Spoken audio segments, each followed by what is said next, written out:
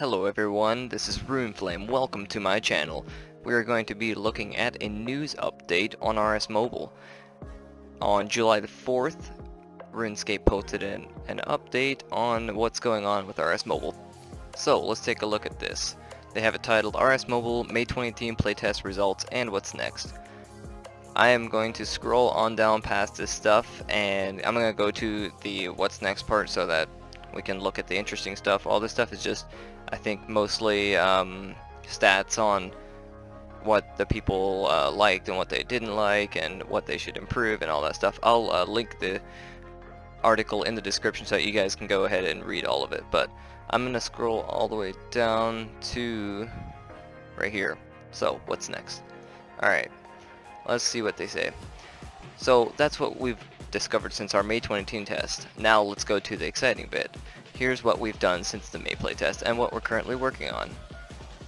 This is a picture of what it currently looks like RS Mobile, and it says there's a work in progress. So mini menu. Changes to adapt the mini menu for mobile have required a huge overhaul by the tech team. The changes will now allow the content teams to make changes to the visual appearance and have more control on what and how information is displayed. Still work to do, but we're getting close to it being testable. This is one of the key areas that will transform the RS Mobile experience and is the key to a more permanent closed beta. Drop-down menu options have also had the height increased to be easier to tap. So this looks pretty nice. This is something that I did not like at all. The small drop-down menus, they were way too small, so I'm looking really forward to that. It's gonna be a lot better with the big drop downs there. I like that. Let's see what else they got. They switched around the chat, looks like, rearranged it to the top left, added a reply to PM button after player feedback, added a button to swap between the standard and social ribbons.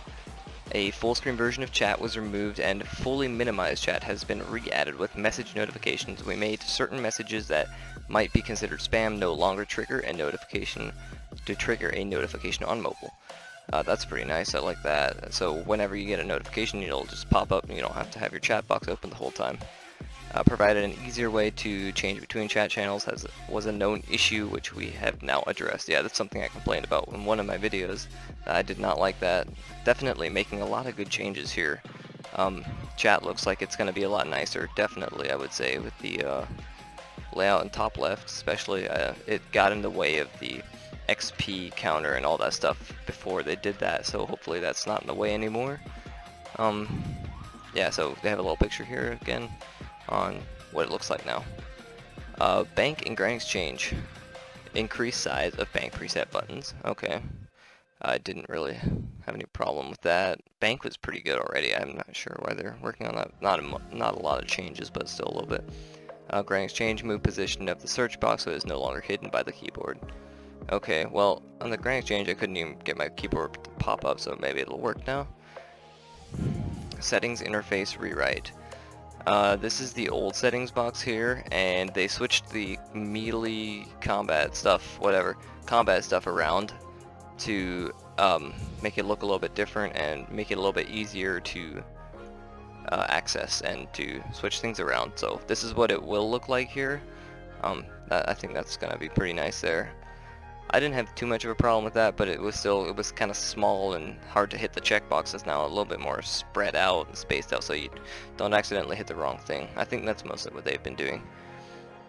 Ribbon, backpack, and action windows. I didn't read this much. I don't think it's super interesting, so I'm just gonna go on past that. Combat. They added a really nice feature called target switching. This is a feature that'll allow you to enable the targeting system. In this, you can toggle between a variety of settings and will be available to mobile as well as desktop users. So that's going to be not only for mobile but also desktop. That's pretty cool. I'm not exactly sure how it'll work, but they gave a little GIF here to show how it works. I don't know if I can actually make it work or not, but yeah, no, it's not working for me, so I'm not sure why. I didn't get it to work on a different computer either, so I don't know what's up with that. World map. Looks like they were having problems with the world map, blah blah blah, whatever. NPC dialogue. Advancing through chat dialogue is no longer restricted to clicking the continue button. You can now click anywhere within the area where the button to advance dialogue is. Okay, that's pretty cool.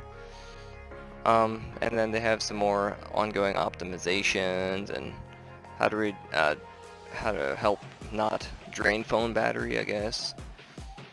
App improvements to how the app deals with connections and the amount of data use. That's also nice.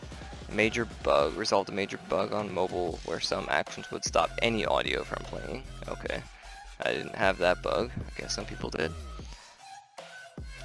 So it looks like they've got a couple different keyboard types that they have put in the game so that you can it adapts to what you're doing. A different keyboard will be put here.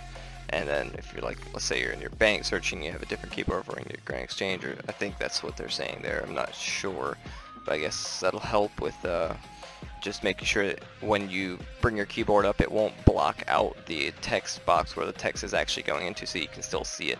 That'll be pretty nice. I definitely had a couple problems with that happening to me. So here they say, while the technical challenges of bringing RuneScape onto mobile have been huge, we are getting closer by the week to having an experience that feels satisfying. Recent changes have had a huge impact on this, but there are several areas still to look at.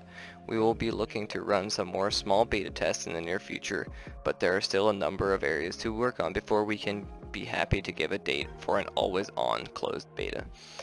We know you're all eager to have RuneScape Mobile in your hands, and we'll keep you updated about any future playtests.